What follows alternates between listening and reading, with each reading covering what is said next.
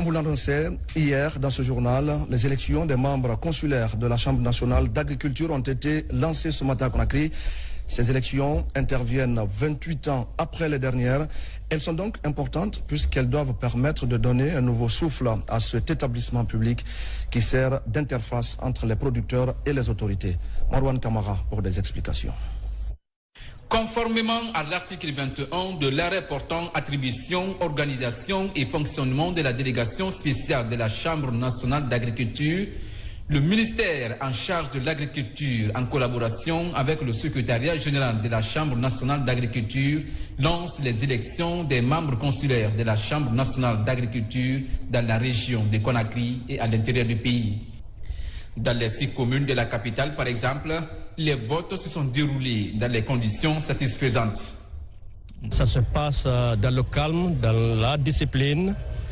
Et les différents candidats sont là, sont présentés, sont connus. Et les différents électeurs passent calmement pour voter.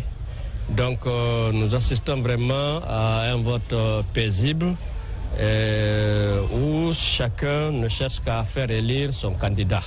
Depuis 1995, la Chambre a été mise en place et depuis cette date, la Chambre n'a jamais été renouvelée. Mais avec la clairvoyance de Monsieur le Président de la République, aujourd'hui, nous constatons la mise en place de toutes les institutions en République de Guinée. Les candidats sont venus des différentes filières, notamment l'agriculture, élevage, pêche et foresterie.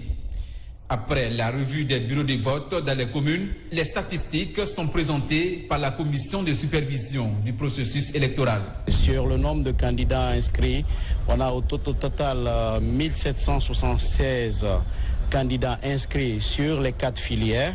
Et voilà, les statistiques sont au niveau de 1776 candidats inscrits pour la région de Conakry. Je suis venu soutenir le candidat de la pêche parce que c'est un homme que j'ai côtoyé et qui, je sais qui va relever beaucoup de défis pour la pêche. Avec le renouvellement de ses membres consulaires, la Chambre nationale d'agriculture pourrait contribuer à l'exécution et à la définition des politiques agricoles pour mieux répondre aux attentes des producteurs. Dans le reste de l'actualité, les opérations de reboisement sont